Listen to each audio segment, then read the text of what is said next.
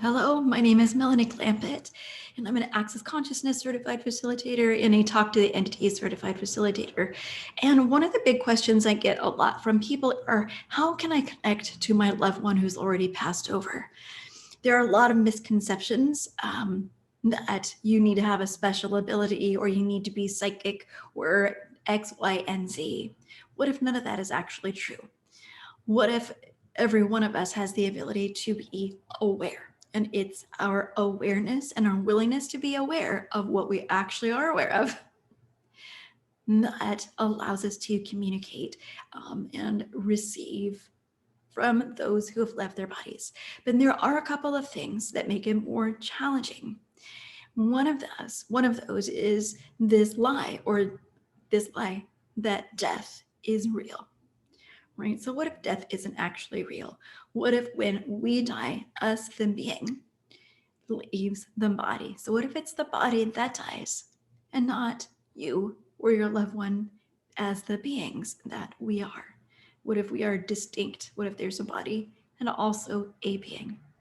But if you have the point of view, they're dead, and you believe that death is real, that they don't just move on, become something different, it's going to be more difficult for you to access your awareness of the communication that they're being with you and you are being with them. And the other big piece to inhibiting this awareness of being able to connect with them are thoughts, feelings, and emotions, right? So if we have bought the lie that death is real, and we are in intense grieving and intense sadness, intense regret of all those intense thoughts, feelings, and emotions, those do not, they block or limit your ability to perceive, to know, and to receive, right? So there have been people who say, I so want to connect with my mother. I'd so like to connect with my mother, but I can't perceive her. Can you help? Right? And what's really interesting for me, and when I facilitate private sessions or facilitate a class, and there is a loved one that shows up and I can perceive them, it isn't because I have a greater ability to do so. It's because I don't have all of those thoughts, feelings, and emotions, and all of those conclusions that are hindering my ability to be aware of them. So sometimes it can be the intense grief and the intense thoughts, feelings, and emotions that are not allowing you to be aware, even when that being may be attempting to communicate with you. So those are a couple of places to start. So if you are someone who is looking to connect with a loved one or someone that you know who has passed over, look at these two things if you're having difficulty receiving your awareness of these communications. Have you bought the lie that death is real? And two, what are the thoughts, feelings, and emotions that you have around this? What would it take for you to relax? For you to push down and drop any barriers you have up? So the thoughts, feelings, and emotions are like barriers that are up, like static between the person looking to communicate and your awareness of that.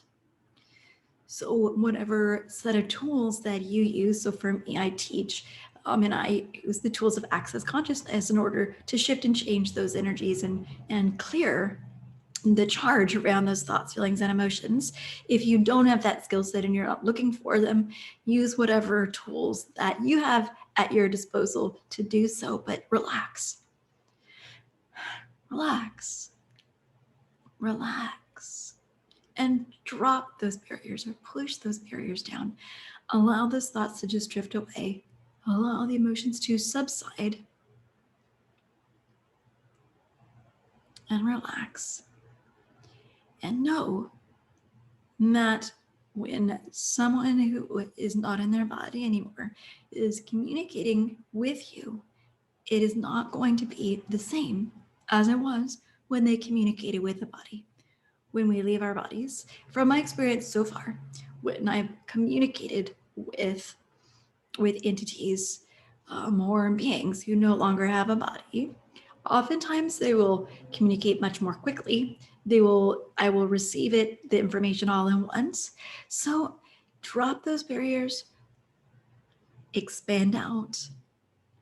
You can also ask that they slow down and give you the communication in a way that is easier for you to perceive it and receive it. But a lot of people have the misconception that when their loved one leaves their body and they communicate with them, then that it may be the exact type of linear conversation that they're used to having when they were communicating with their bodies, but it may be different. And the way that you perceive that and the way that you engage with it and receive it is unique to you and your awareness and your perceiving. So give yourself space and give yourself patience. Give them space and give them patience as well. What if you can't mess this up? What if you're not wrong and what if they're not wrong? What if death isn't wrong? What if death isn't real? And what if by letting go of that lie and the misconceptions we have about death and letting go of the intensity of thoughts, feelings, and emotions, you can relax, drop your barriers, expand out, and receive the perceiving and the communications that loved ones may have for you. And if you would like to learn more about this, if you would like to learn more about what it is to talk, communicate, clear, cooperate, and receive with the spirit kingdom, which includes those of our loved ones who have passed over, many of our ancestors, indigenous people, spirits of the earth, and so much more, feel free to reach out to me. I facilitate classes on this. I do one-on-one sessions around this, but I hope this information was helpful for you. I know a lot of you out there have been asking for more on this specific topic. And if you would like more on this specific topic, leave a message, leave a comment, and let me know. And I'm happy to create more content specifically around this and empowering you to know that you are aware. Empowering you to know that you know, and empowering you to relax, expand, receive greater and more dynamically and more beautifully than maybe you've ever considered before. So for now, may all of life come to you, including the spirit world, with ease and joy and glory. Bye for now.